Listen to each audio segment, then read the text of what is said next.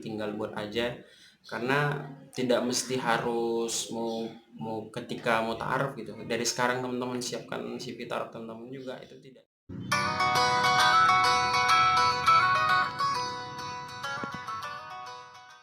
Assalamualaikum warahmatullahi wabarakatuh. Kembali lagi di channel YouTube Keluarga Fisabilillah Official, keluarga yang insya Allah sampai ke jannah. Amin, amin, ya rabbal alamin. Baiklah teman-teman, di video kali ini saya cuma sendiri ya, karena nggak ditemenin oleh istri saya. Karena berhubung ini sesuai dengan judul yang teman-teman baca ini ya di bawah ini, dan mungkin sudah muncul di timeline teman-teman atau direkomendasikan bahwasanya saya akan coba berbagi tentang bagaimana sih cara membuat CV ta'aruf yang baik gitu kan. Nah, ini menurut pengalaman ya yang sudah saya buat gitu. Hampir mirip-mirip sih sama istri saya gitu. Kenapa beliau tidak ikut di video ini ya, karena ini hanya khusus tutorial ataupun cara trik membuat CV ta'aruf yang baik seperti itu menurut berdasarkan pengalaman. Saksikan video ini dari awal hingga akhir, mudah-mudahan ini bisa bermanfaat membantu teman-teman yang hari ini mungkin dalam proses pencarian atau mungkin dalam proses sudah ada nih calonnya gitu kan, gimana untuk memulainya gitu kan. Nanti juga akan di video-video berikutnya akan coba kita sharing nanti bagaimana cara ta'aruf yang baik gitu nanti. Tapi di sini video kali ini kita hanya berbagi tentang bagaimana membuat CV ta'aruf. Sebenarnya secara secara aturan tidak ada sih yang mengatur terikat gitu bagaimana tata tertib membuat CV ta'aruf. Paling tidak di video ini teman-teman tahulah bagaimana isinya gitu kan, secara rinci isi dari CV ta'aruf itu seperti itu. Nanti bisa juga kreasi teman-teman masing-masing. Oke, mau tahu gimana cara membuatnya? Langsung saja saksikan video ini. Oke teman-teman, ini adalah contoh ya langsung dari CV ta'aruf saya. Mohon maaf tidak sesuai kita masing-masing. Teman-teman bisa buat dari laptop, handphone, juga bisa ya dari Word atau dari notebook juga bisa banget ya. Kalau tadi itu udah bisa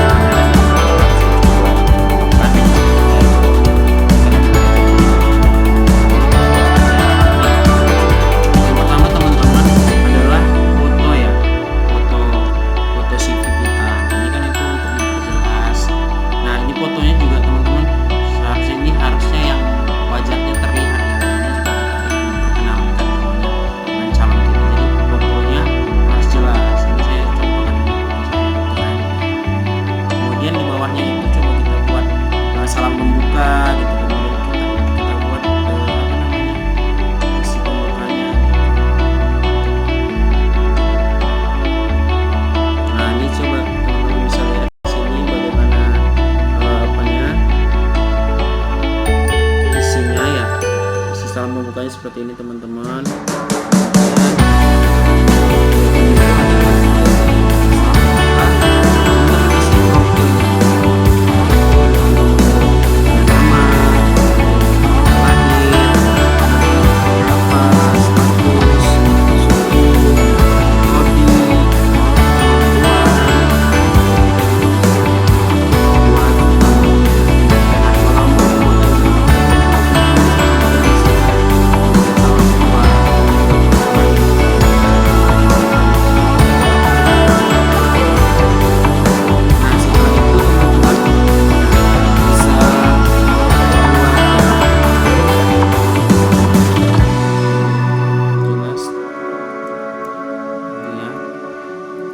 Setelah tadi kita ke profil, masuk kita ke gambaran fisik ya dari kita.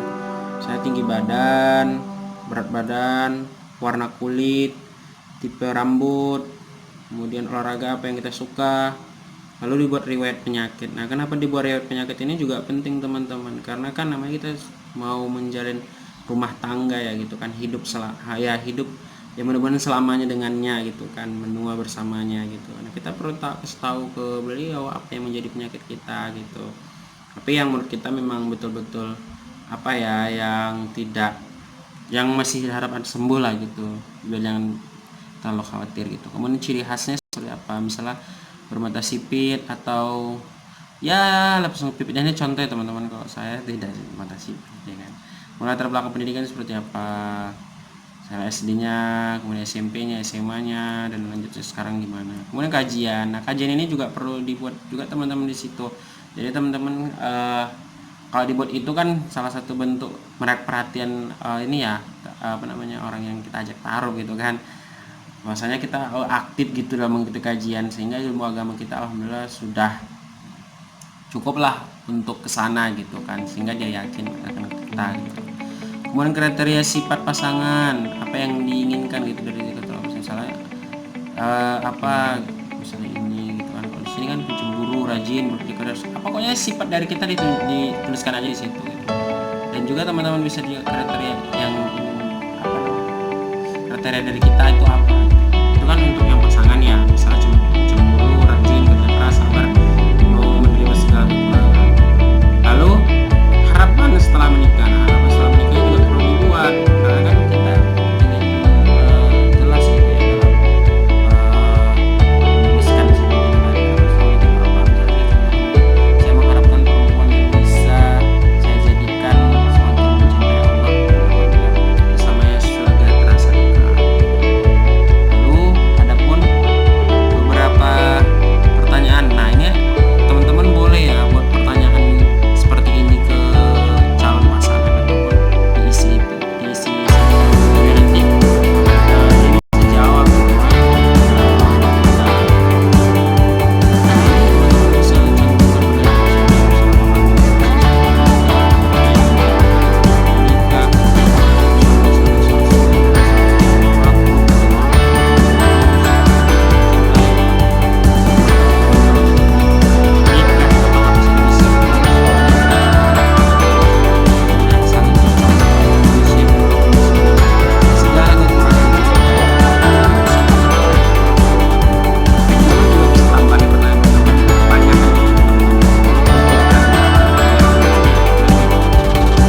jelas calon pasangan nanti itu seperti apa. Nah, itu juga terakhir bisa ditutup dengan kata-kata seperti ini dengan mungkin mencantumkan nomor kontak. Oke teman-teman, inilah contoh ya cara membuat CV taaruf yang baik ya, itu menurut pengalaman saya ya teman-teman. Mungkin teman-teman di versi lain bisa dikolaborasikan lah gitu kan, sehingga ini bisa menjadi salah satu referensi lah buat teman-teman yang ingin membuat CV taaruf dan menjadi. Itulah tadi beberapa ya tips ataupun contoh langsung ya dari CV saya dulu gitu kan, ketika saya menemukan tambatan hati saya ya kan. Teman-teman bisa contoh CV taruh saya boleh gitu kan, tinggal buat aja, karena tidak mesti harus mau ketika mau taaruf gitu. Dari sekarang teman-teman siapkan CV taruh teman-teman juga, itu tidak jadi masalah gitu kan. Karena kan semuanya kita ini ya kan yang ada di bumi ini pasti menuju ke sana ya, yang mungkin hari ini masih jomblo fisabilillah pastilah menuju pasti pingin menuju ke sana. Mungkin yang hari ini masih sekolah, mungkin masih apa namanya, masih kerja, masih kuliah. Nah teman-teman perlu itu juga gitu. Nah, teman-teman bisa siapkan dari sekarang, walaupun mungkin masih lama mungkin teman-teman pingin kesananya gitu, tapi apa salahnya disiapkan dari sekarang sih kita tersebut gitu. Tapi yang apalagi yang sudah mungkin dalam proses ini, teman-teman bisa buat CV-nya, kemudian tulis sejujur-jujurnya di dalam apa namanya, CV tersebut, kemudian kirim ke orang yang mungkin kita tuju gitu, sehingga tidak ada kontak langsung dengan orang yang kita akan nikahi seperti itu. Jadi salah satu tujuan dibuatnya CV ini adalah agar tidak terjadinya kontak langsung antara ikhwan atau akhwat yang ingin melakukan pernikahan gitu kan. Setelah terjadi ini pun sebenarnya CV taaruf ini bisa dikirim itu melalui orang ketiga gitu, misalnya ustadz saya dengan ustadz beliau gitu kan, tapi yang sudah menikah gitu, yang menyatukan kita tuh yang sudah menikah, jadi mudah komunikasi. Misalnya saya kan punya ustadz gitu kan, ustadz saya itu sudah menikah, saya kirim ke ustadz saya, nanti yang istri ustadz saya itu mengirim langsung ke beliau gitu. Jadi itu kita libatkan orang ketiga gitu. Perlu sekali teman-teman agar tidak terjadi kontak langsung, dan kita sangat-sangat menghindari sekali hal-hal yang tidak diinginkan seperti itu. Itulah contohnya teman-teman, semoga bermanfaat cara membuat CV ini, dan teman-teman bisa juga lakuin gitu kan, dan persiapkan dari sekarang. Jadi saya teman-teman, sampai jumpa sekali lagi, semoga bermanfaat. Yang belum aktifkan subscribe ya, yang belum subscribe silakan subscribe.